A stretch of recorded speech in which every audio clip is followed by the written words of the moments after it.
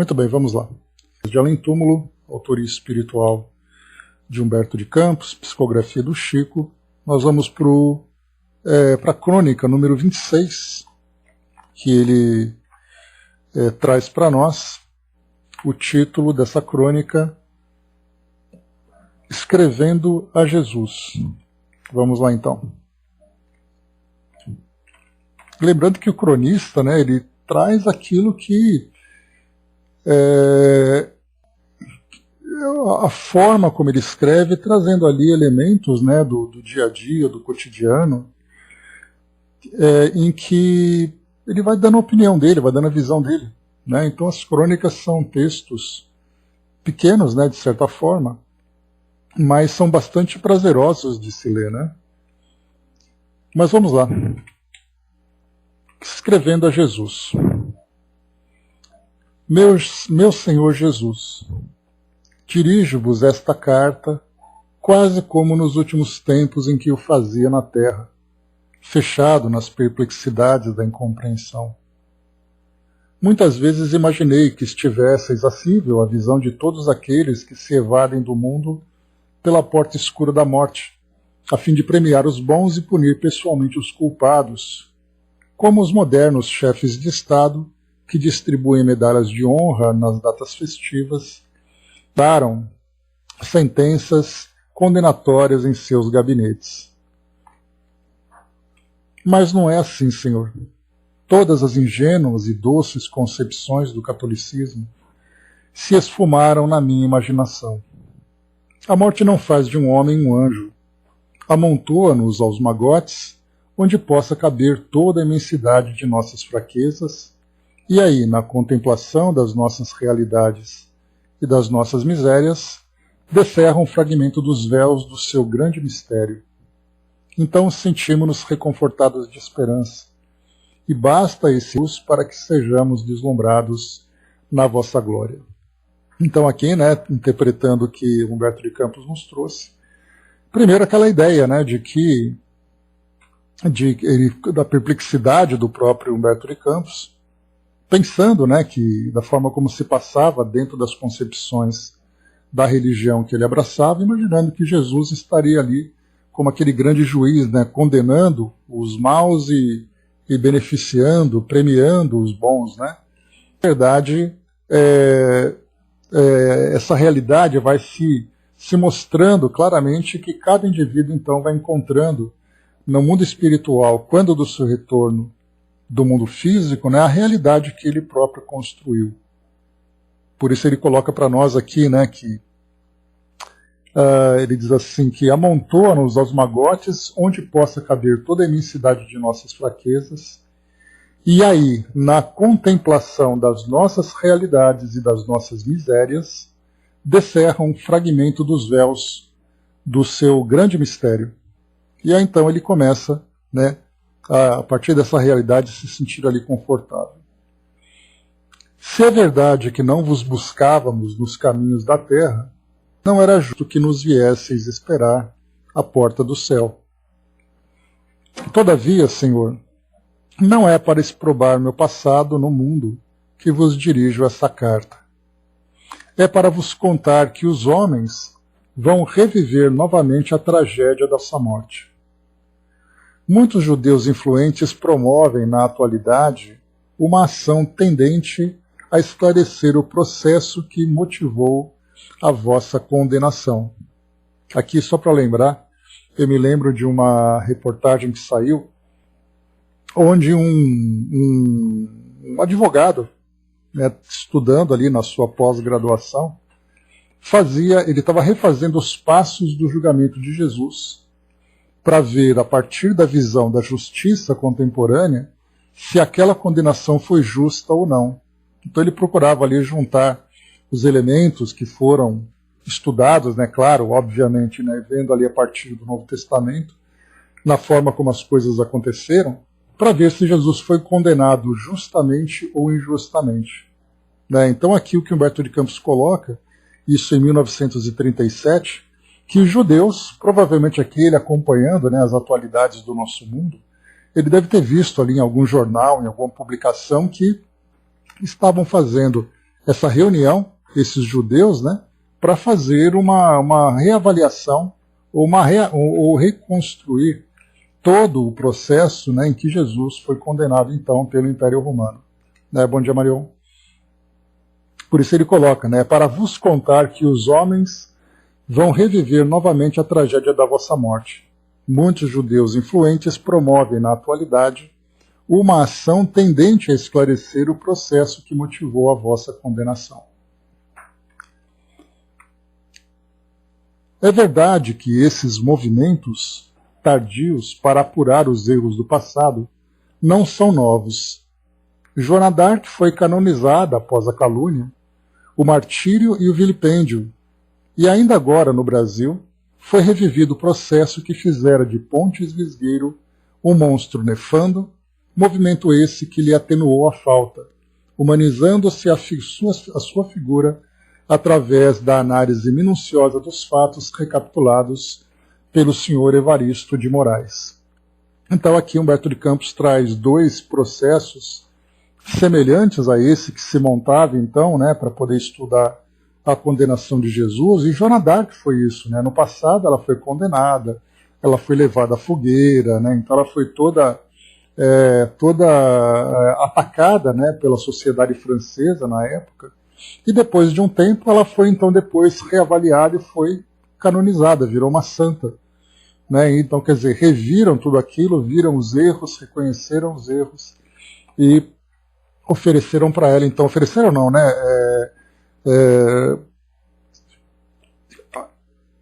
Deram para ela, né, esse título de santa. E aqui depois ele traz também uma outra informação, Pontes Visgueiro. Foi um processo que aconteceu no final do século XIX, em que um desembargador, né, ele se apaixonou pela serviçal, né, que tinha na sua casa, e aí, tomado por um ciúme súbito, ele acabou cometendo um assassinato, e ela, né, um assassinato contra ela. E depois, então, ele foi preso, foi condenado, e como ele tinha mais de 60 anos, procuravam, então, ali encontrar alguns atenuantes para ver o que podia ser feito. Ele acabou, então, saindo, escapando da corte, da forca, porque era o Brasil Império ainda, né? E aí, então, a forca era a pena de morte, ainda era válida no Brasil. E aí, então, ele foi condenado a trabalhos forçados, né? Preso à prisão perpétua com trabalhos. E alegavam, né, que por esse motivo, né, de ter sido condenado a esses trabalhos forçados, motivados por os juízes, né, do Supremo Tribunal Federal, acabaram condenando porque viram que ele não estava em sã consciência. Porque o comportamento dele no tribunal era aquela pessoa que tinha acabado de cometer o assassinato, e ele estava muito calmo, muito tranquilo, né? E alguns precedentes já mostravam que uma pessoa que tinha um comportamento como esse não estava bem, né? Não tinha ali uma saúde mental perfeita, né? Porque uma pessoa equilibrada, ela ficaria em desespero, ficaria desequilibrada.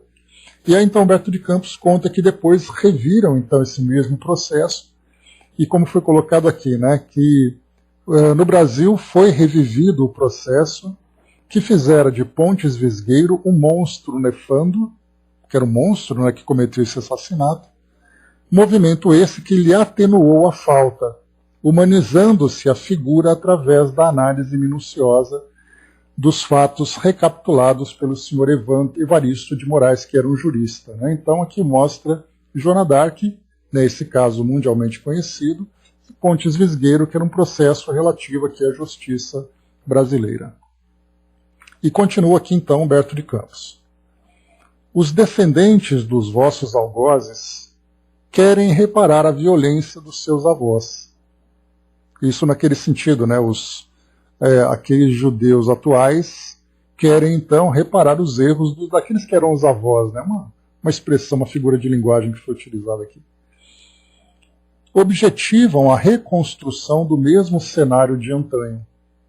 A corte provincial romana, o tribunal famoso dos israelitas, copiando a situação com a possível fidelidade. Eu queria, porém, acrescentar, entre parênteses, que o mesmo Caifás ainda estará no Sinédrio, para punir e julgar. Foi pensando nisso, Senhor, que fui a Jerusalém observar devidamente os lugares santos. Se ultimamente contemplei a cidade arruinada dos profetas, no momento em que se comemorava a vossa paixão e a vossa morte, tendo fixado no espírito os quadros dolorosos do vosso martírio, não pude observar detalhadamente as suas ruínas, desde o momento em que a minha atenção foi solicitada pela magnânima figura de Iscariote. Bom dia, Elcio. É verdade que os séculos guardarão aí para sempre os traços indeléveis da vossa ligeira passagem pelo planeta. Jerusalém prosseguirá contando os peregrinos do mundo inteiro a sua passagem pelo planeta. Jerusalém, a sua história de lamentações e dores. Reconheci, contudo, a dificuldade para copiarem o passado com as suas coisas e com as suas circunstâncias. Conta-se que, anos depois da vossa crucificação, o Rabi Aguiba foi com alguns companheiros visitar as ruínas do templo, onde haviam ecoado as vossas divinas palavras. Mas o local sagrado onde se venerava o Santo dos Santos era refúgio dos chacais, que fugiram espantados com a presença dos homens. Então voltaram naquele local onde Jesus ali teria lançado as suas palavras naquele templo, e aí encontraram, na verdade, um lugar abandonado em que animais ocupavam. Não foi nada preservado, na verdade. Hoje, igualmente, Senhor, Jerusalém não possui a fisionomia de outrora. Nos lugares onde se derramava o perfume do incenso e da mirra, há cheiro pronunciado de gasolina e vapores.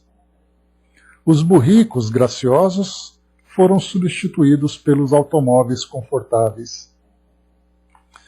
Os ingleses vivem ocidentalizando as ruínas abandonadas. Sobre o mar da Galileia, em Tiberíades, foi construído um balneário elegante, cheio de banhistas com seus trajes multicores, sentindo-se ali como em Copacabana ou Biarritz. A Judéia está cortada de linhas férreas, de estradas macadamizadas, de cinematógrafos, de iluminações elétricas, de serviços modernos. Há até, Senhor, um poderoso judeu russo, chamado Rutemburgo, que captou a energia elétrica das águas mansas do Jordão à força de mecanismos e represas. Aquelas águas sagradas e claras que batizaram os cristãos movem hoje poderosas turbinas. As usinas estão em toda parte. Todas essas instalações têm alterado a fisionomia da região. Certamente, Senhor, conheceste Haifa, que era um ninho tranquilo e doce à sombra do Monte Carmelo, sobre o qual Elias encontrou o profeta de Baal, confundindo-os com a sabedoria de suas palavras. Pois hoje palpita ali a enorme cidade, guardando uma grande estação de depósito de petróleo, onde a marinha inglesa costuma abastecer-se. O campo suave de Mispet, onde a voz de Samuel se fez ouvir durante 30 dias consecutivos, exortando Israel, transformou-se num imenso aeródromo onde pousam as aves metálicas do progresso, cheias de notícias e de ruídos. Torna-se difícil reconstruir o ambiente da vossa injusta condenação. Mas os homens, Senhor, nunca dispensaram a teatralidade e as máscaras de suas vidas. É possível que engendrem um dramalhão, no qual, a pretexto de vos reabilitar perante a história, subvertam ainda mais no abismo da sua materialidade a profunda significação espiritual da vossa doutrina. As multidões não serão inquiridas agora a respeito de sua preferência por Barrabás. Os pontífices do Sinedrim não conseguirão colocar nos vossos braços misericordiosos uma cana à guisa de cedro, nem ferir vossa fronte com a coroa de espinhos. Certamente mandarão erigir ironicamente um colosso de pedra, à vossa semelhança, injuriando a vossa memória. Os chamados crentes ajoelhar-se-ão aos pés dessa estátua impassível, suplicando no seu ceticismo elegante a vossa bênção, antes de se levantarem para devorar-se uns aos outros, como caíns desvairados. Ah, Senhor, nós sabemos que do vosso trono estrelado vindes velando por esse orbe tão pequenino e tão infeliz.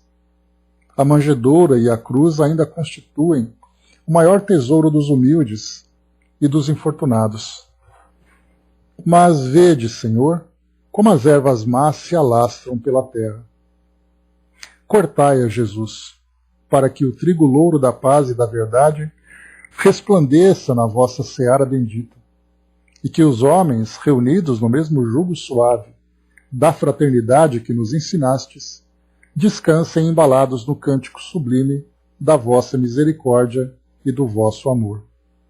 Então aqui carta, né, de Humberto de Campos, no dia 8 de março de 1937. Aqui lembrando que Humberto de Campos ainda não era irmão X, né? Aquela situação toda que nós conhecemos ainda não tinha acontecido. Então a gente vê nessa crônica, né, a gente poderia dizer assim, né, Humberto de Campos pensando com seus botões, né? Então ele vai vendo os fatos do mundo e de repente ele vê uma história, né, e como bom cronista que era, ele passa isso para o papel, né, como se fosse ali, né, as suas memórias, suas opiniões, suas ideias. Então ele trouxe essa crônica mostrando exatamente, motivado exatamente por isso. Enquanto os homens procuravam reviver aquele cenário, né, criando ali toda aquela teatralidade, aquele dramalhão, como Humberto de Campos comenta, para falar ali sobre os passos de Jesus, sobre o tribunal que o condenou, sobre a punição que ele sofreu, a crucificação e morte e tudo mais. Na verdade, aquela Jerusalém que simbolizava tudo isso se tornava uma cidade comum, moderna, com toda a estrutura, toda a infraestrutura moderna, né, da atualidade, daquela atualidade, né, com linhas férreas, com aeroporto, com petróleos, com navios cruzando ali, né, a região toda, e tudo isso simplesmente para fazer aquela encenação. E é claro, né, que vão procurar naturalmente absolver Jesus nessa simulação desse julgamento, e como resposta vão ali então levantar uma estátua em sua homenagem, coisa que não aconteceu, né, que isso aqui eu cheguei a pesquisar alguma coisa para ver se eu achava, mas eu não vi nenhuma notícia que relatasse, né, esse detalhe que Humberto de Campos traz para nós aqui. Mas interessante a gente ver que tudo se torna exterior, e ontem mesmo, né, nós falamos sobre isso, estudando com o André Luiz, né, a respeito da oração. Nós vimos naqueles 2 primeiros itens, né, como nós somos ainda, né, seres superficiais no que diz respeito à nossa espiritualidade. Porque nós valorizamos muito os símbolos, locais, práticas e tudo mais, mas nós não absorvemos, né, a essência daquilo que realmente representa essa nossa espiritualidade. Né? Bom dia, professor. Bom dia, soldado. Sim, Brás, né? Natureza não dá saltos. A gente tem que ter paciência. A gente faz ali, né, alguns comentários, muitas vezes críticos, com relação à condição do nosso planeta, mas ao mesmo tempo a gente já reconhece que a evolução vem aos poucos, né? E mesmo que a gente não presencie essa mudança tão profunda que nós desejaríamos, nós não podemos deixar de perceber a diferença que é os nossos tempos atuais de algumas décadas, de gerações anteriores, né? Então a gente vê que as coisas realmente vão progredindo. Então o que Humberto de Campos chama atenção aqui nessa crônica é ver essa mobilização para poder rever o seu julgamento, e depois então ali, né, para poder, vamos dizer assim, como ele colocou aqui sobre os judeus, né, dos seus avós, deixa eu pegar aqui o trechinho, quando ele fala aqui sobre, onde se encontra aqui, bom, a gente viu aqui, né, depois eu passo os olhos aqui com mais calma e vejo, mas nós percebemos exatamente isso, né, que é o detalhe das gerações atuais, desses judeus influentes, vendo ali, né, tentando refazer esse julgamento para poder absolver Jesus. Enfim, esse aqui então é a crônica que ele trouxe para nós, né? Deixa eu ver aqui, o Brás colocou, né? Mas até hoje, quem vier na Terra para fazer o bem vai ser crucificado de uma forma ou de outra, né? Pois ainda a gente tem uma grande dificuldade. Mas ainda temos, né, Brás? A gente vê hoje, né, um reconhecimento, né, dessas ações nobres, dessas ações mais morais, né? Então as pessoas estão começando a reconhecer e se espelhar nisso também, né? O soldado colocou, na evolução que queremos depende da coletividade, né? Mas podemos fazer a nossa parte, né? Pois é. Muito bem, então essa carta a Jesus, bem interessante, mas principalmente que a motivação de Humberto de Campos, né, acompanhando a atualidade para trazer esses comentários e mostrando ainda a superficialidade das nossas vivências, né? Vamos lá para o próximo. A maior mensagem. Próxima crônica. Muita gente boa poderá supor na terra que o homem, atravessando as águas escuras do Aqueronte, ou seja, morrendo, né, encontrará na outra margem um poço maravilhoso da sabedoria.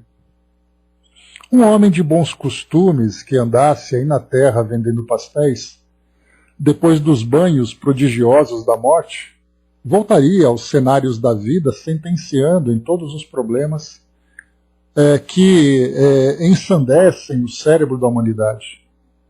Mas não é assim, né? Então o que ele coloca é um homem que vive aqui, tem bons costumes, vendendo pastéis, depois que ele desencarna, ele chega no mundo espiritual e se torna um sábio, né? E tem a capacidade de encontrar ali soluções para todos os problemas da humanidade. Então ele coloca, não é bem assim. Porque isso, inclusive, vai ao encontro, ou vai de encontro, na verdade, a essa ideia de que você desencarna e você vai para o paraíso, com aquela ideia, né, que nós temos dos dogmas convencionais, em que no paraíso todos eles são puros, todos eles contemplam e convivem com Jesus, que o homem adquire sabedoria. Isso faz parte, né, da nossa cultura, porque simplesmente não se sabe como é a morte. Então você pensa naqueles que são felizes ou infelizes, mas não se pensa no estágio evolutivo. E a doutrina espírita mostra exatamente isso, e foi exatamente aquilo que Kardec desenvolveu a partir dos estudos dos fenômenos que surgiram lá na França, naquela sua época, né, 1855, 1854, quando as mesas começaram a se mostrar. E aí então ele aproveitou o fenômeno fazendo aquela análise e começou então a desenvolver o aspecto filosófico da doutrina, que era exatamente pensar sobre o fenômeno. Então o fenômeno acontecia. Quem movimentava aqueles objetos? Eram os espíritos. Quem eram esses espíritos? De onde eles vieram? Em que condições eles estavam? E aí então ele foi percebendo, através dessas diversas, né, dessas tantas e tantas comunicações, vendo que cada espírito que se comunicava trazia uma opinião diferente, um grau de conhecimento diferente. Aqueles que eram mais felizes, aqueles que eram mais infelizes, que foi inclusive o que motivou a publicar O Céu e o Inferno. E daquelas 60 e tantas entrevistas que ele trouxe na segunda parte, mostrava exatamente isso, não apenas condições morais dos espíritos, mas mostrava também o grau de desenvolvimento intelectual de cada um deles. Ao estudarmos a Revista Espírita e vermos aquelas comunicações, né, de familiares de além-túmulo, em que muitos espíritos trazem ali as suas opiniões, trazem a sua visão e tudo mais, muitas vezes se mostram aqueles espíritos muito simples, né, que tinham vida simples, e no plano espiritual continuavam com essa simplicidade. E já aqueles espíritos que tinham ali uma condição de mais intelectualidade ou de mais sabedoria, e no plano espiritual continuava mostrando esse mesmo grau de conhecimento. Então o que Humberto de Campos coloca nesse início é essa ideia de que você simplesmente morre e vai para o mundo espiritual sem essa preocupação de fazer essa análise da condição dos espíritos que chegam nesse novo plano. E a doutrina espírita veio então trazer para nós exatamente essas explicações, que mostra sobre a continuidade da vida do mundo espiritual a partir daquilo que o espírito alcançou na sua evolução em termos morais, em termos intelectuais. Então a gente vê essa introdução de Humberto de Campos, como ela é importante, né? Ela parece bastante simples, mas ela mostra exatamente isso.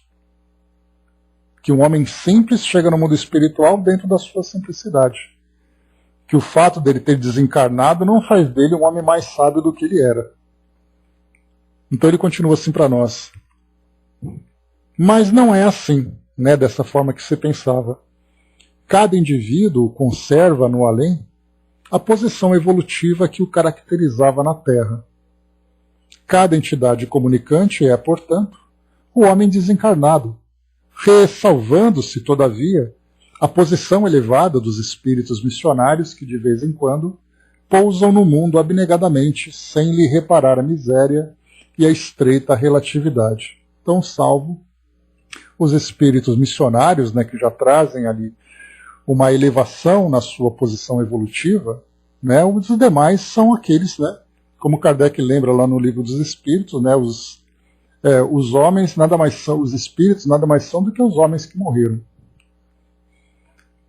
Arrebatados assim para o império das sombras, não estamos vagueando em paisagens lunares ou nos céus dos teólogos.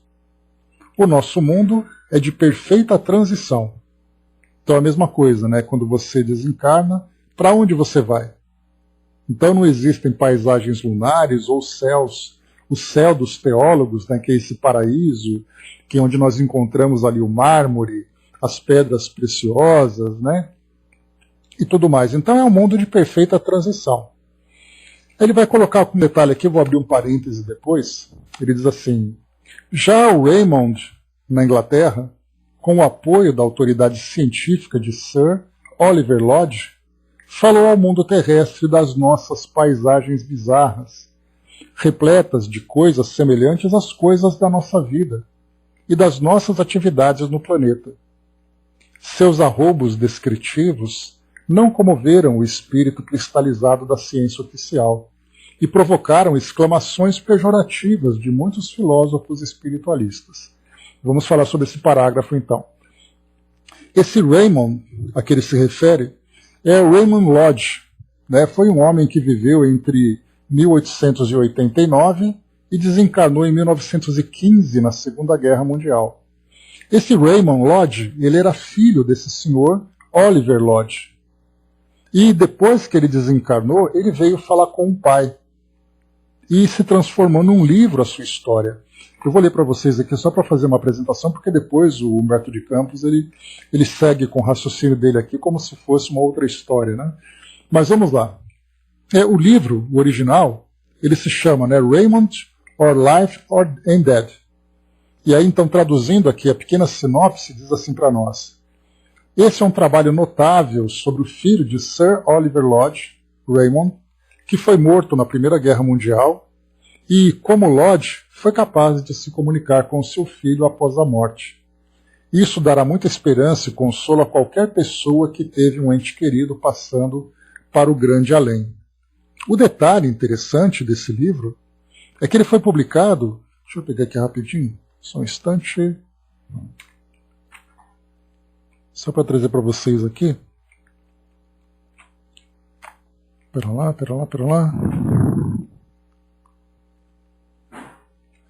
Tá aqui, ó. Esse livro ele foi publicado em 1916.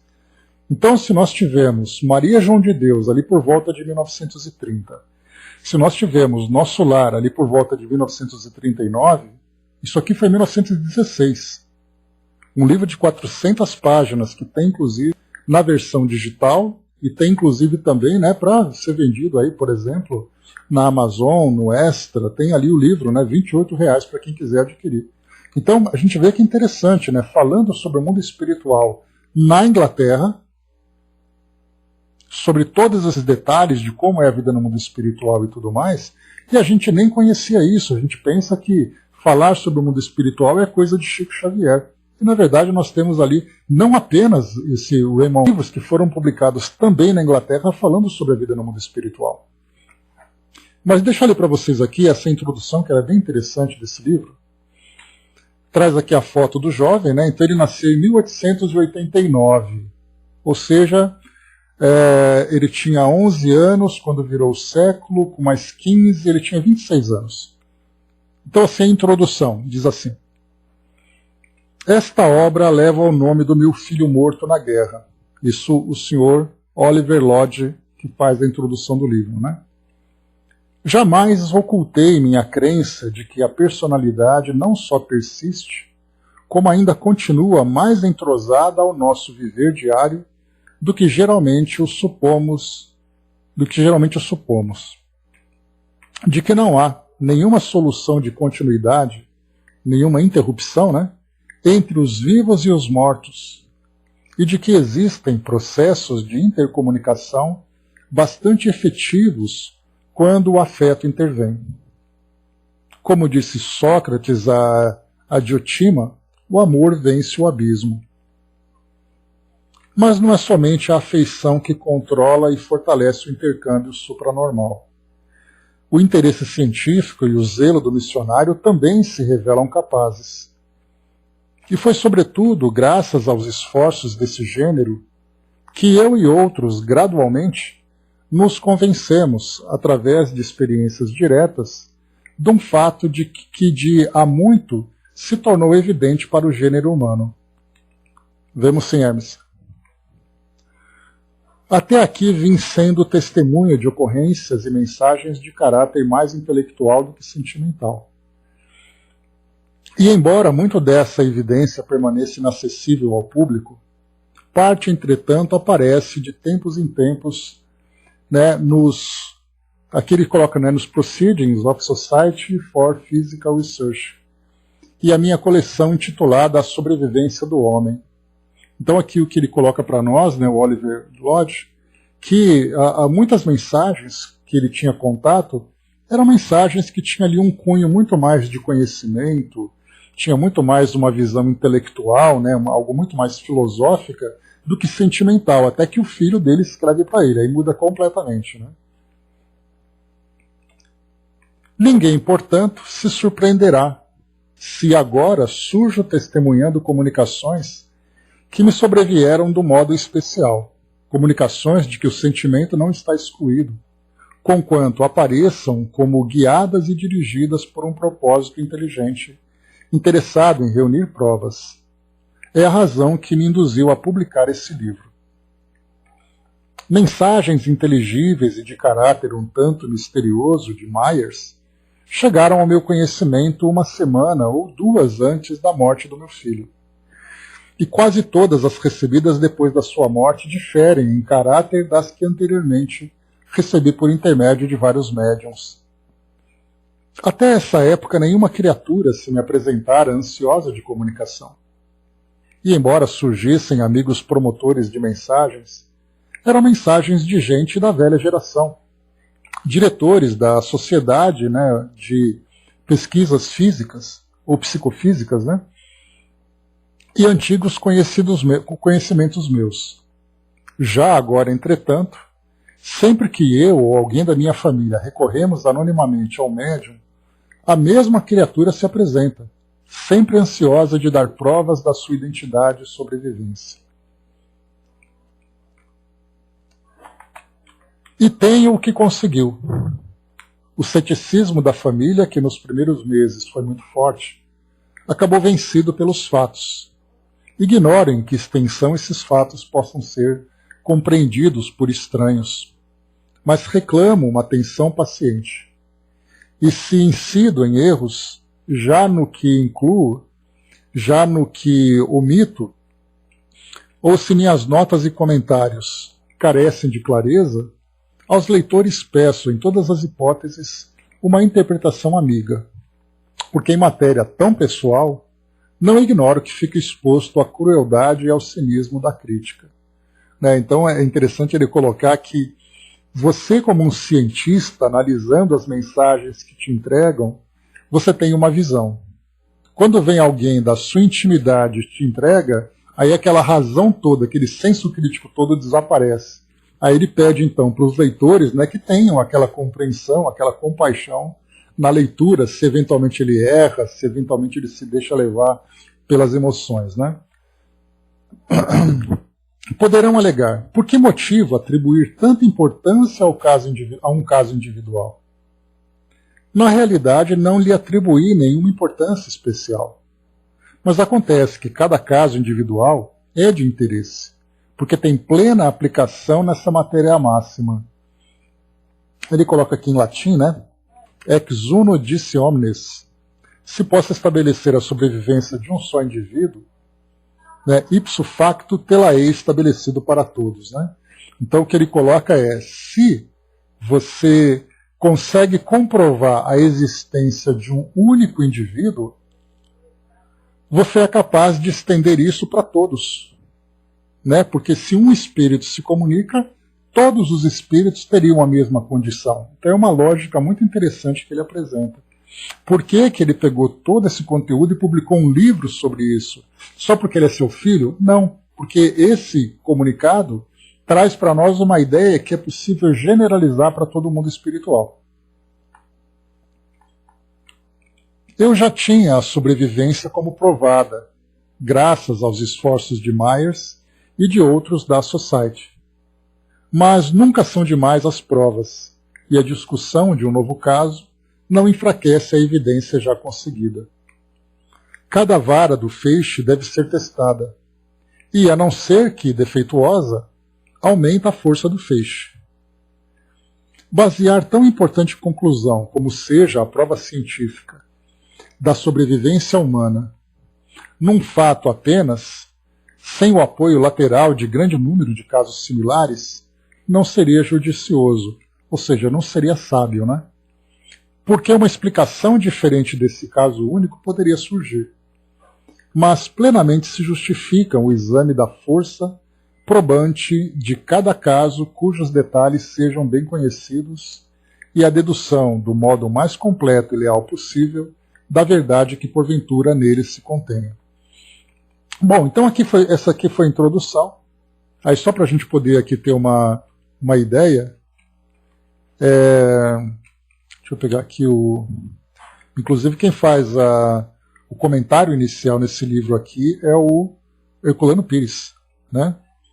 Então aqui é bem interessante. Então ele traz a introdução, a primeira parte, né, o normal, In Memoriam, Raymond no Fronte, Carta de Amigos, depois o supranormal. Então primeiro o normal, o filho vivo na guerra. Depois o supranormal, como ele chama, que é a segunda parte. Aí vem depois, então, toda a parte da vida no mundo espiritual. E aí tem aqui os capítulos sobre as comunicações supranormais, explanação elementar, a mensagem do fauno, continuação da mensagem, o grupo fotográfico, a mostra das primeiras sessões, a procura de maior evidência. Vem aqui algumas outras passagens, explanações e tal. Enfim, é um livro interessante aqui pela introdução dele. Tem aqui mais de 400 páginas, como eu falei para vocês. Quem tiver interessado, está aí à disposição, então. Raymond, né? Então esse é o título do livro aqui, né? Uma prova da sobrevivência da alma. Então foi publicado em Londres em 1916. E essa aqui é uma publicação da editora LAC. Tá bom? Então feita aqui a referência bibliográfica. Mas vamos lá. Humberto de Campos, então, voltando, ele fala então sobre a realidade do mundo espiritual. Né? Então o espírito não fica mais sábio pelo fato de ter desencarnado, e ele então faz uma menção, né, a Raymond desse livro que foi publicado então. Então só para a gente poder ler e textualizar. Né? Repletas de coisas semelhantes da nossa vida e das nossas atividades no planeta. Seus arroubos descritivos não comoveram o espírito cristalizado da ciência oficial e provocaram exclamações para fazer passar os olhos curiosos dos meus leitores sobre o arco de Ésopo, ou de Esopo, né? Movimentando as minhas criações do tonel de Diógenes.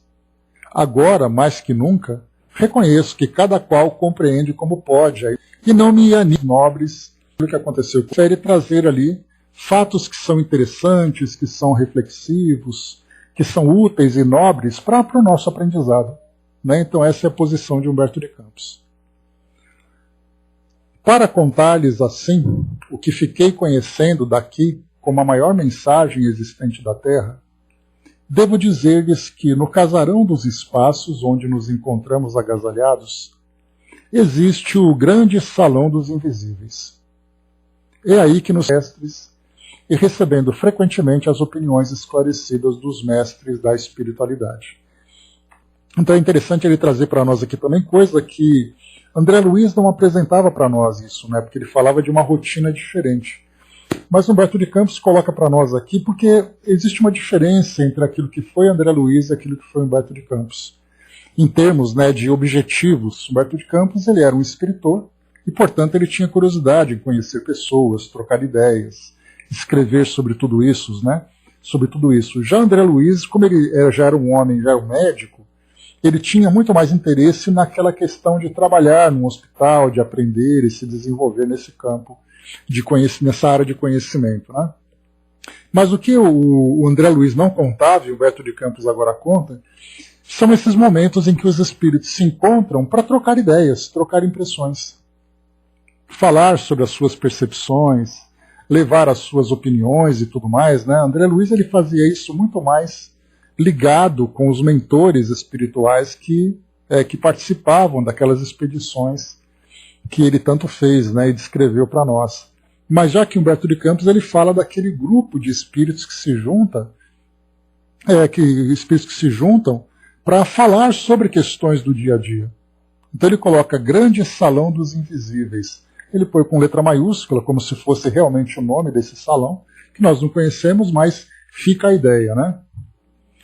É aí que nos reunimos muitas vezes em amável tete-a-tete, reconfortando-nos após as lutas terrestres e recebendo frequentemente as opiniões esclarecidas dos mestres da espiritualidade. Então é como se fosse aquele grupo, né, de espíritos que acabam de chegar do plano espiritual, querendo aqueles mentores, né, que participam das reuniões e que ficam ali coordenando, né, o bate-papo.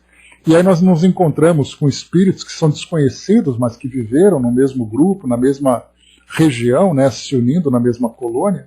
E aí então eles começam a falar, né, como se fosse aquela roda de conversas, né, ou aqueles grupos terapêuticos, né, onde todo mundo tem o direito de falar do que está sentindo, qual a impressão que ele teve, qual a opinião que ele tem agora. Então é um momento bem interessante, né? Mas, de qualquer forma, então, vêm essas opiniões dos espíritos mais esclarecidos. Aparelhos delicadíssimos de uma radiotelefonia mais avançada nos colocam em contato com entidades angélicas, tal como os políticos do Rio de Janeiro podem ouvir o governo de Tóquio, trocando entre si as impressões de um momento sem se afastarem de suas cidades respectivas. Aqui é interessante Humberto de Campos falar sobre isso, né, trazendo esse exemplo, né, do prefeito de Tóquio para falar com o prefeito do Rio de Janeiro, e nós aqui reunidos, né, pela internet, cada um num canto, estudando, né, de um modo muito mais simples, muito mais prático. Né. Mas, enfim, no dia a que me reporto, encontrávamos-nos ali em animada palestra. Escritores franceses, ingleses, asiáticos e americanos discutíamos os progressos da Terra. Não há mais aqui a barreira dos idiomas. Cada qual pode falar à vontade, porque o pensamento já é por si mesmo uma espécie de Volapük universal. Interessante essa palavra Volapük, claro que eu fui pesquisar. Ela foi um idioma como se fosse o Esperanto, né, Brás? Então o Volapük ele existiu no final do século XIX e ele teve pouca repercussão. Então hoje tem poucas pessoas que falam esse idioma, né? Sendo que o Esperanto já é algo mais difundido, né? Mas de ideia é que a comunicação entre os espíritos, sendo pelo pensamento, ultrapassa, quebra essa barreira dos idiomas. Porque na verdade as ideias são trocadas, né? Então, o linguajar tem ali o seu valor, né? Mas de qualquer forma, essa foi a estrutura. E a conversa se desenvolveu assim, então. O que mais me admira na atualidade do mundo, exclamava um dos companheiros, é a obra perfeita da engenharia moderna. Na América do Norte, cuida-se da captação da energia elétrica existente na força das ondas marítimas, dentro do mecanismo de poderosas turbinas. E talvez, antes que o homem penetre o segredo do aproveitamento das forças atômicas para repousar as suas atividades na eletricidade atmosférica, já terá construído formidáveis usinas captadoras da energia dos ventos, a mais de 200 metros de altura. Então aqui, um desses escritores, né, fica impressionado na forma como a sociedade terrena, a engenharia moderna, né, moderna daquela época, começava então a desenvolver técnicas para a produção de energias. E ele supunha aqui então que moinhos de ventos de 200 metros de altura captariam, né, a energia vinda do vento. Hoje nós temos aí, né, as fazendas de vento com suas hélices, né, produzindo energia eólica. Temos ali energia solar também, né, nessas fazendas de sol, que é chamado também. Temos também essas movimentação das ondas, né, inclusive no Ceará foi divulgado que está começando a desenvolver usina de produção de energia a partir da movimentação das marés. Então, bem interessante também. A mecânica da aviação progride a cada minuto e o homem já está prestes a adotar os mais avançados sistemas de locomoção aérea com os futuros aparelhos de voo individual. Nós tivemos no fim de semana o primeiro voo turístico, né, para o subespaço. Então aqui ele falava sobre os voos individuais também. Mas não deixa de ser algo admirável, né? Todavia, atalhou o outro, temos de considerar igualmente o elevado plano evolutivo das criaturas nos laboratórios. O alemão Todd Tenhaup, que era um químico, mostrou em 1904 a maneira de se transformar a caseína do leite em lã artificial. Aqui no caso, né, tem uma observação aqui do pessoal que traduziu, que publicou, né, fracassou porque o produto não era flexível. Os tecnologistas descobriram todos os meios de se copiar perfeitamente a natureza, e os produtos sintéticos fazem, por toda parte, as comodidades da civilização. Os raios-x devassaram a organização de todos os corpos, provando que todas as matérias na crosta terrestre são cristalinas, facilitando o exame de suas disposições atômicas e moleculares. Então ele fala que o raio-x, né, com o raio-x, foi possível ver dentro do corpo, né? Hoje nós temos, né, a tomografia, a ressonância, o ultrassom e tudo mais, né? Então isso era uma modernidade na época, né, sem dúvida. Essas revoluções no campo imenso das indústrias modernas hão de fatalmente determinar profundas modificações na vida atormentada dos homens. Eu ouvi interessado esses argumentos, sem poder participar com veemência dos problemas debatidos em virtude de trazer muito pouca bagagem do nosso pobre Brasil, com exceção das ideias políticas, quando outro amigo interveio. Então, antes de continuar aqui, Humberto de Campos ficava só quietinho, porque ele ia falar o quê? Era uma descoberta nos Estados Unidos, uma descoberta na Inglaterra, uma descoberta na Alemanha, na Rússia, e o Brasil ia apresentar o que em termos de conhecimento científico? Muito pouco, né? Mas se fosse falar sobre ideias políticas, né? O Brasil, que passou por essa transição de colônia, depois para império, depois para república, aí ele teria condições de emitir alguma opinião. Mas enquanto a conversa se desenrolava no campo científico, ele ficava ali quietinho, só acompanhando o desenrolar da história, né? Mas então outro amigo interveio. Muito me tem preocupado as questões de medicina, e é com assombro que vejo a evolução dos processos terapêuticos no orbe terráqueo. Os hormônios, as vitaminas e as glândulas, tão desconhecidos ali, antigamente, são objeto de toda uma revolução científica. Ainda agora, os hospitais de Moscou realizam com êxito as mais extraordinárias transfusões de sangue cadavérico. Os médicos moscovitas descobriram os recursos de conservar o sangue retirado de um cadáver no instante imediato à morte por mais de 20 a 30 dias, aplicando-o com com felicidade a outros organismos enfermos. Eu, sinceramente, não conheço esse processo que ele fala aqui, né, de aproveitar o sangue de cadáveres para poder fazer transfusões, né, em pessoas vivas, né, mas não conheço não, mas vamos lá. E não tive tempo de pesquisar também. Os processos de saneamento e de higiene não ficam aquém dessas conquistas. Há tempos saneou-se na Itália a região das Lagoas Pontinas, e onde havia pântanos e focos microbianos, florescem hoje cidades prestigiosas e progressistas. E nesse diapasão, todos os escritores desencarnados manifestaram seus pensamentos otimistas. Falou-se da física, da bacteriologia, dos processos pedagógicos, da industrialização, do nacional-socialismo de Hitler e dos princípios democráticos de Roosevelt.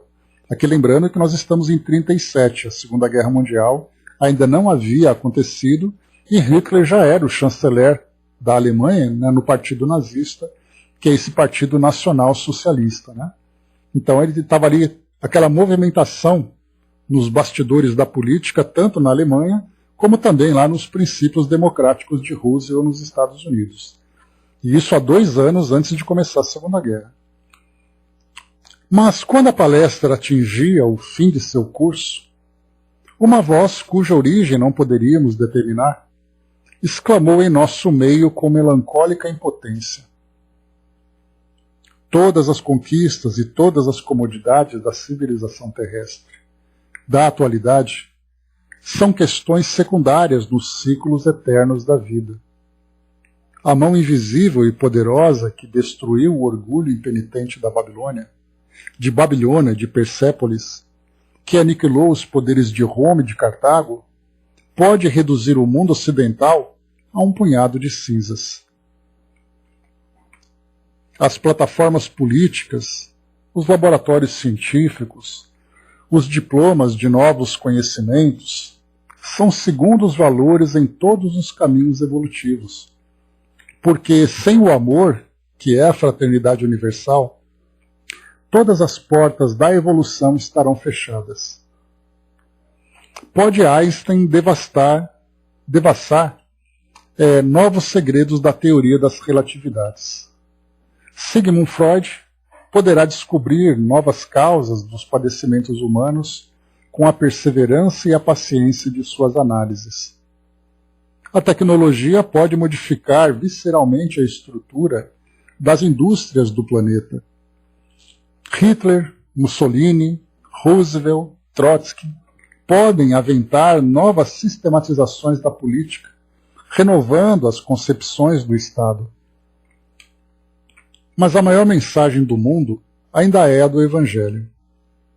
Sem o amor de Jesus Cristo, todos os povos estão condenados a morrer, com todo o peso de suas conquistas e de suas glórias, porque somente o amor pode salvar o mundo que se aniquila. Podereis todos vós descer à face escura e triste da terra, proclamando a vossa imortalidade. Porém nada faríeis de útil se não entregardes ao espírito humano essa chave maravilhosa, para que se abram as portas imensas da paz no coração amargurado dos homens. Diante dessa voz suave e terrível, todos nós silenciamos. Então aqui, antes de continuarmos, então ele traz aqui exatamente essa grande mensagem, que hoje nós vemos muito isso. De nada adianta, primeiro, mostrar as grandes conquistas da ciência. Segundo, de nada adianta revelar o mundo espiritual apenas dizendo que os homens ficam vivos no mundo espiritual, que os homens continuam vivos após a morte física. Mas a grande mensagem, a parte mais importante, é falar exatamente desse sentimento de fraternidade. Porque nós podemos, por exemplo, como espíritas, chegar no mundo espiritual conhecendo qual é exatamente a trajetória do espírito depois da sua desencarnação. Então ele desencarna, ele se adapta, ele faz ali, ele estuda, ele trabalha, ele prepara ali uma nova reencarnação. Nós temos esse conhecimento. Nós podemos aqui desenvolver, né, o conhecimento técnico-científico, aplicando na nossa área de trabalho, na evolução aqui da sociedade, mas quando nós desencarnamos, o que mais vale são as conquistas morais que nós somos capazes de alcançar. Fora isso, tudo isso são conhecimentos e mais conhecimentos, e como ele coloca um pouco mais em cima, numa passagem bem interessante, que ele diz assim: a mão invisível e poderosa que destruiu o orgulho impenitente de Babilônia, de Persépolis, que aniquilou os poderes de Roma e de Cartago, pode reduzir o mundo ocidental a um punhado de cinzas. Ou seja, todo esse conhecimento que nós estamos vendo simplesmente pode se desfazer a partir dos próprios conflitos que os homens criam. E quase isso aconteceu 2 anos depois, quando começou a Segunda Guerra Mundial. Anteriormente à Primeira Guerra Mundial, quer dizer, do que adiantou todo esse conhecimento, esses sistemas políticos, econômicos que os homens vão criando? Melhoram, de certa forma, a estrutura com que o planeta, né, com que as sociedades vão se organizando. Mas de nada adianta toda essa estrutura se não há esse desenvolvimento moral. Então, no meio daquela conversa toda empolgada, em que eles começavam a destacar todas essas grandes conquistas, começaram a destacar todo o grande conhecimento, né, que o homem desenvolveu, depois ele joga aquele balde de água fria, falou: tudo isso que vocês estão falando é secundário. Porque o principal é aquilo que Jesus trouxe. E é aquilo que menos se valoriza aqui no nosso mundo. Só para complementarmos, né, o Elcio trouxe para nós ali, valeu, Elcio. A transfusão de sangue entre cadáveres e pacientes vivos chegou a ser defendida por médicos na primeira metade do século XX. Contudo, ela não emplacou, nem mesmo na extinta União Soviética, onde surgiu. Então está ali, né, o texto que o Elcio trouxe também aqui, o Hermes também acho que trouxe o mesmo? Não trouxe o mesmo. Então é super interessante, então valeu os dois. Até porque também, eu acho que existe uma barreira de preconceito muito grande, né? Imagina assim, você precisa de uma transfusão de sangue, você já vai começar a perguntar, né? Se de vacinas nós estamos encontrando pessoas que querem escolher a melhor vacina, imagina na hora da transfusão do sangue, né? Esse sangue é de cadáver ou de vivo? Se for de cadáver, eu não quero. Então, certamente ali poderia até viabilizar alguma coisa, não sei exatamente sobre a eficácia dessa técnica terapêutica que inventaram, né? Mas, de qualquer forma, isso certamente traria ali um grande dilema dentro da sociedade, né? Se você aceita ou não aceita, se é válido ou não válido, né? Apesar de que hoje nós temos, né, os transplantes que, embora não seja da pessoa morta, né, a não ser que seja morte cerebral. Mas, enfim, sigamos em frente. E aí, então, para fechar aqui, o Humberto de Campos diz assim: diante dessa voz suave e terrível, todos nós silenciáramos.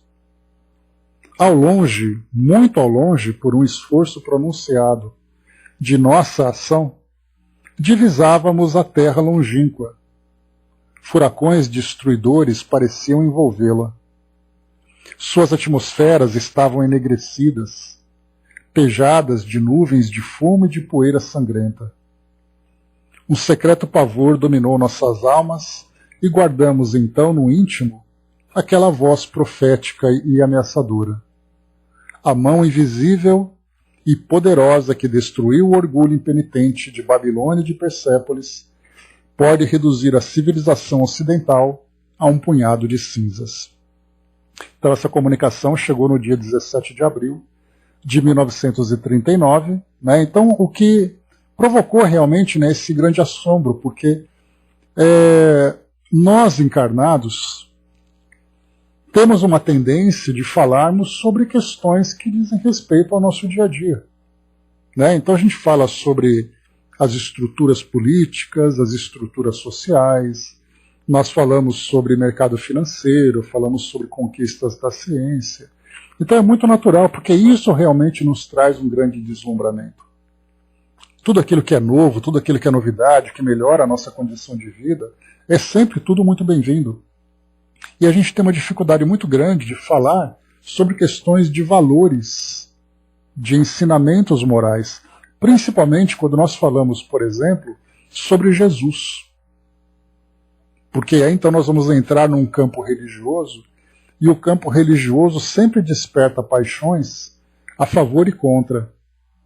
Eu conversava com uma colega que é da Holanda, e perguntando para ela, né, ela é espírita e tudo mais, como é que é a vida de vocês aí?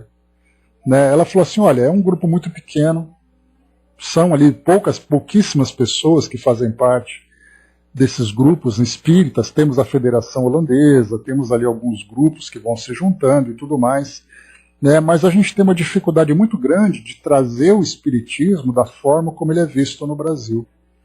E eu fiquei curioso, mas como assim? Qual é a dificuldade que vocês vão encontrar em falar de espiritismo? O espiritismo ele é o que é, né?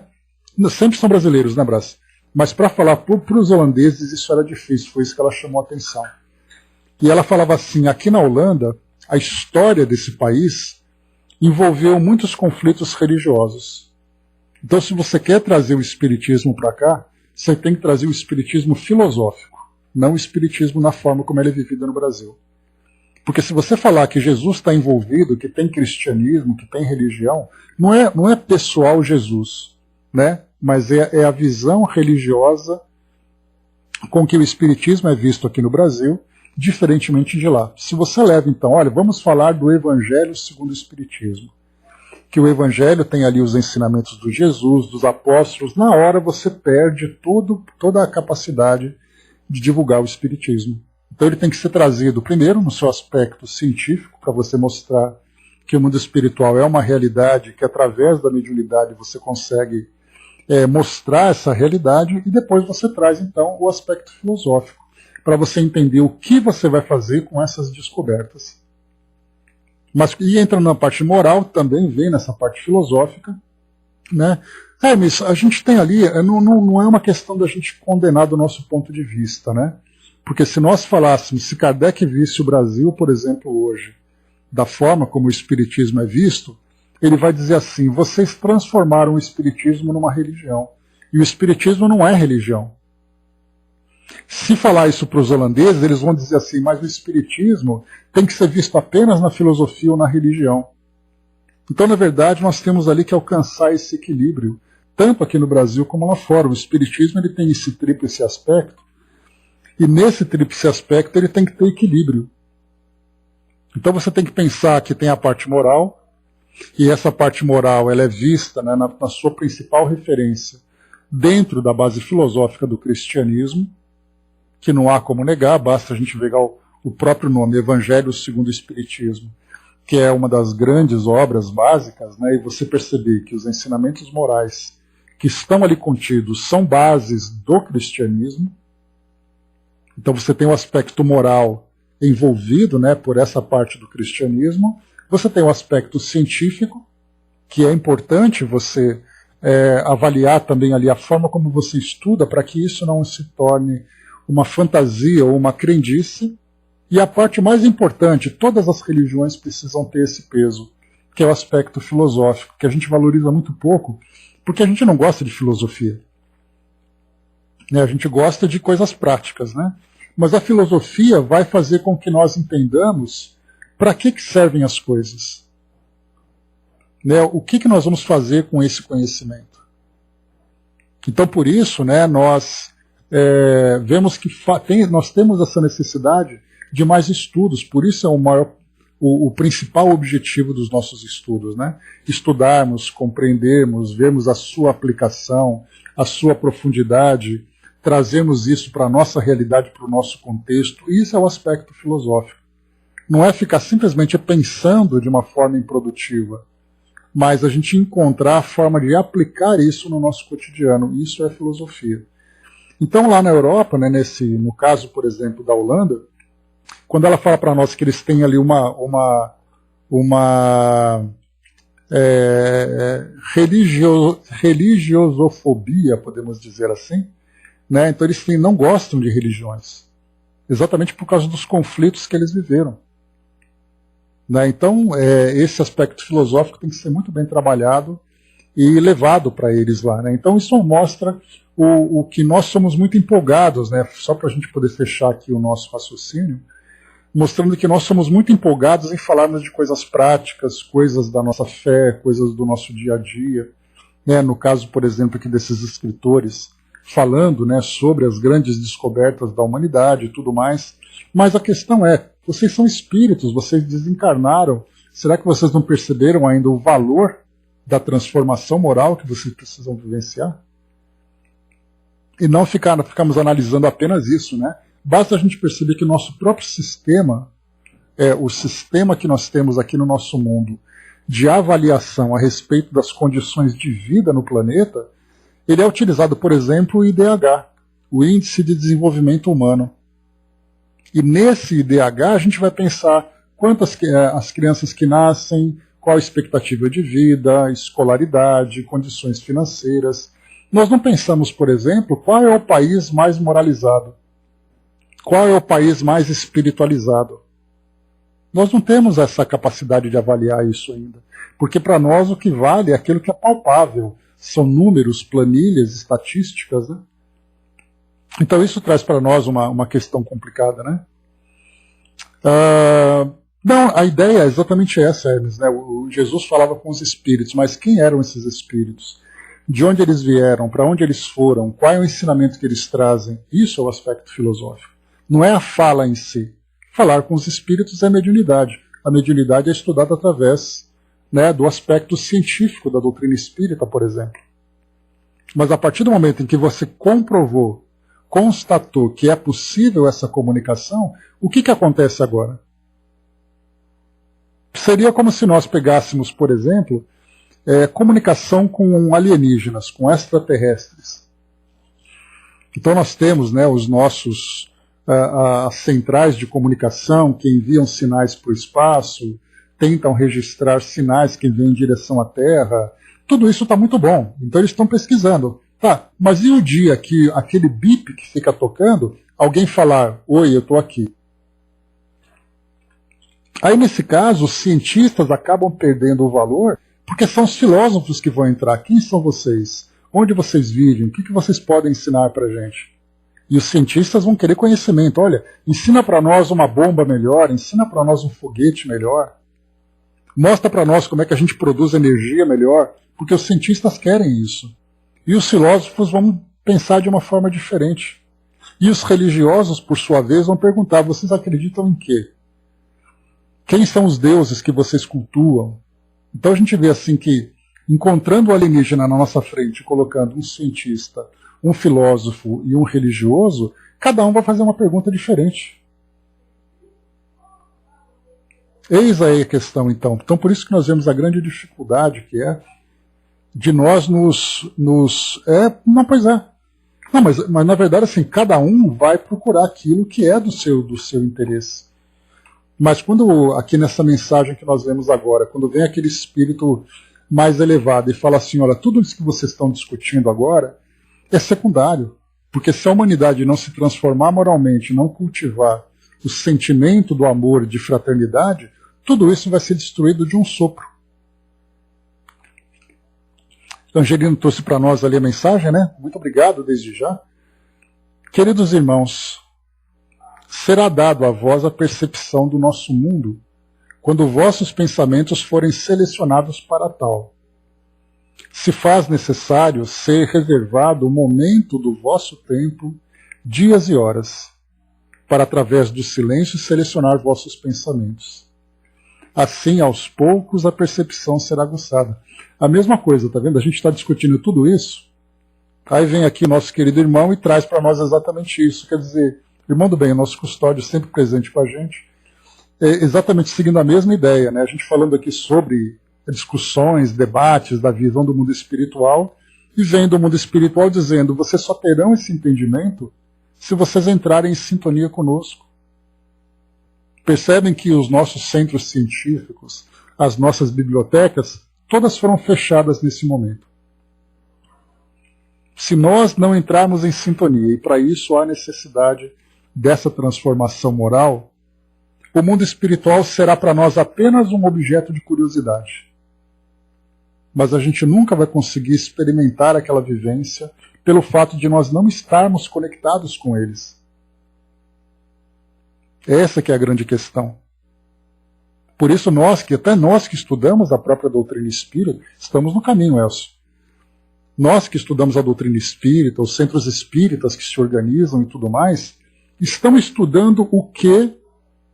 E muito mais do que o quê? Estão estudando para quê? Só para ter conhecimento? Ou é realmente para promover a transformação interior? Porque é muito interessante a gente ter esses estudos. Nossa, estudamos o livro dos Espíritos 50 vezes, estudamos o livro dos médiuns, fizemos experimentações. No que isso contribuiu para a nossa transformação moral? Aquele sentimento de amor, de paciência, de tolerância, essa nossa elevação de pensamento e de consciência, de que forma isso contribuiu? Por isso que a gente pode perceber, né, que as instituições hoje, religiosas de um modo geral, elas procuram levar conhecimento, levar dogmas, mas elas trabalham muito pouco na transformação. E é aí que nós vamos então precisar mudar esse nosso modo de vivenciar essas religiões, vivenciar nossas crenças, né? E a partir dessas vivências nós vamos então transformando, né, nos transformando interiormente e mudando a nossa sintonia. Né? Pois é, soldado, isso que tem que ser valorizado, né? Muito obrigado pela participação, querido amigo. Né, o Elcio trouxe para nós ali, só para a gente lembrar do livro que nós vimos aqui, né, o Oliver Lodge. Deixa eu voltar um pouquinho aqui para a gente finalizar. Eu estava conversando com vocês aqui para a gente poder fechar aqui o nosso tempo, já estourou o tempo e a gente está falando ainda. Oliver Lodge, cientista inglês, nascido em Penghall, nessa cidade aí, em 1851, desencarnado em 1940, professor de física do Colégio Universitário de Liverpool, diretor da Universidade de Birmingham e também em Oxford. Né? Então a gente viu aqui que ele, então, que estudava tanto sobre a vida no mundo espiritual, acabou depois, então, recebendo a comunicação do filho e publicou esse livro. Então fica ali a dica, né, para quem quiser ler, então, esse fato. Mas é isso, meus amigos. Fechando por aqui, então, o nosso estudo de hoje, concluindo aqui o nosso trabalho. Nós fizemos, então, aqui esses dois textos tão interessantes, né, a maior mensagem e também aqui a carta a Jesus, escrevendo a Jesus, né, e o nosso próximo tema, só para a gente poder deixar registrado já,